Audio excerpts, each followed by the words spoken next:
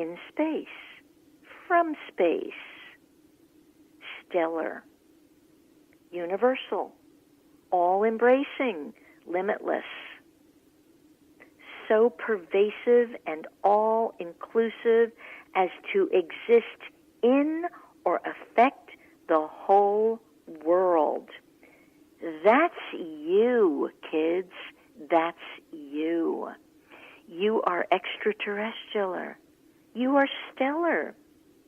That presence of you is all pervasive. It's all inclusive. It's not exclusive. It's limitless. It's all embracing. It doesn't embrace a few and hate the rest. Can you see why my feathers are a little fluttered this week about all the craziness? Like, whoa. So if the overtone energy is about empowerment, when do you and I take our power correctly, without ego, without arrogance, without, I don't know, all the things that go with lack of self-worth and self-esteem, so it's kind of a quasi-step into our power? When do we simply recognize this presence is everything? I think you'd have to put down, pretty pronto, all of your judgments. And I think you'd have to get on with the business of you putting your energy, your time, onto creating a better life. If you're looking to anyone outside of you being accountable and responsible for your happiness, your well-being, and your creativity, then I have to tell you, you really are part of this very, very warped definition of cosmic. You are separate. You're not stellar. You're not limitless.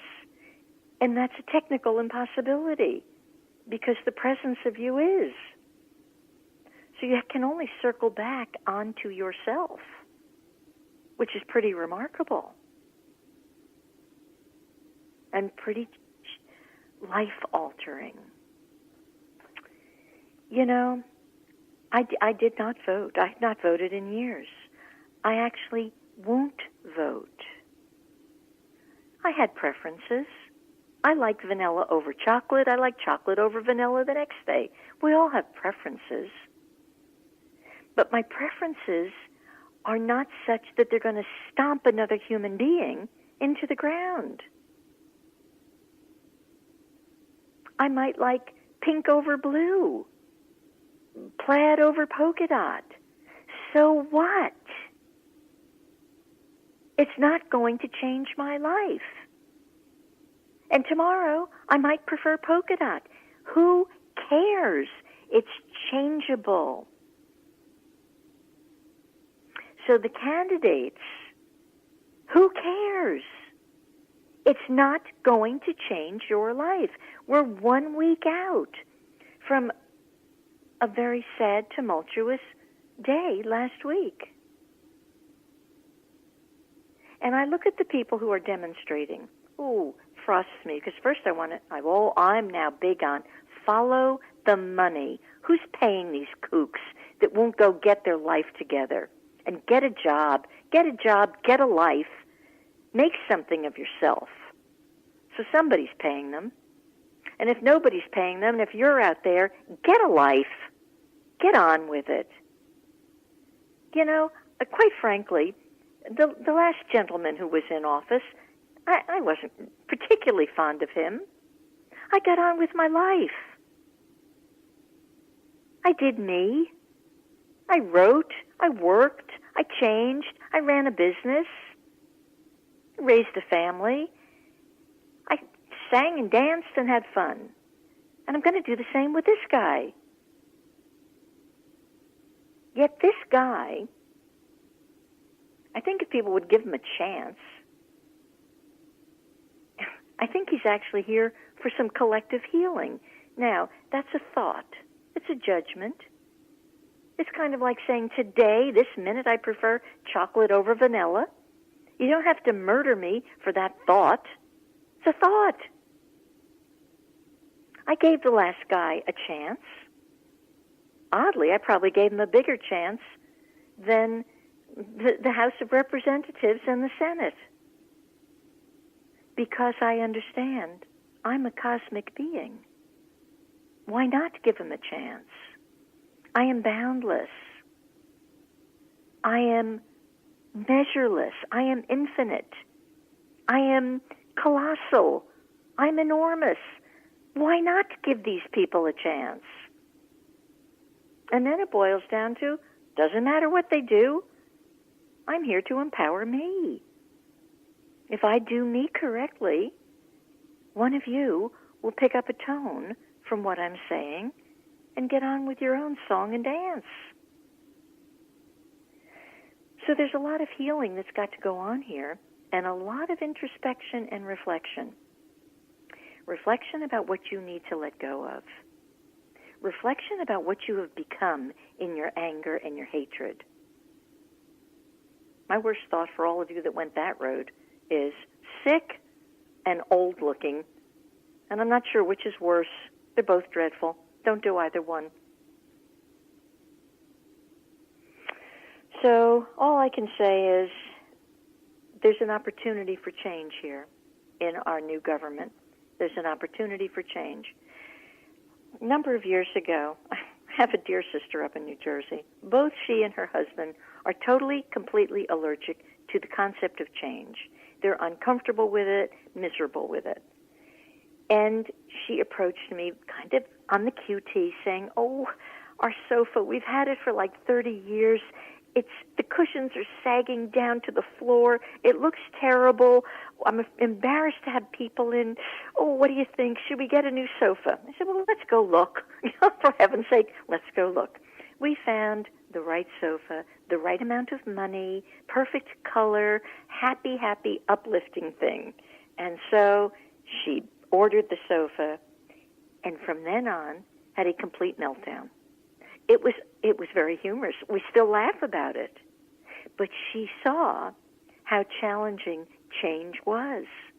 That sofa's the best thing that ever happened to her. Not because it's made her home look prettier. It made her look within. And to this day, she keeps it gets easier and easier because she can go back and laugh at her own obstinacy and resistance to change. So you've got an opportunity here. It's not about whoever got in. And either one is going to do the exact same thing. You all know that because it's not a country, it's a corporation. And if you don't know that, you need to be reading some material. You need to be better educated. And you'll understand what's happening. And you'll have a greater appreciation of it, and you'll be able to accept the so-called new sofa into your living room. So whoever got in, if you missed this memo, and the memo is we collectively are at a massive turning in our own evolution. We're there. So things had to change, which is probably why Mr. Trump was the choice. The other choice, as darling as she is, that choice was habitual. You could see there wouldn't be much change because we want the same old sofa. It goes back to that. At least with Mr. Trump, there's a new sofa. You might not like the color, but it's a new sofa, so to speak. So I can only encourage you, embrace this massive turning point. It's a massive turning point every which way we look. And if you stay stuck in your old thinking, you're going to be very disillusioned and disappointed with your life. It won't be that you could blame it on government. To me, the government means little or nothing. My life is not ruled by the government. It's not ruled by rules. My life is ruled by the cosmic inner rules, as yours should be. Your life should be ruled by creativity, by abundance, by the awareness of the I am that within you, by light, by love. Those are your laws. Should be. They're my laws. So that's what I've got to say about the cosmic approach. I'm also going to give you a little understanding of how I just operated the cosmic approach in my personal life for a few more minutes here. Okay, so Thursday, I had to take the grandchildren to a soccer practice. Easy, no sweat. I can do this.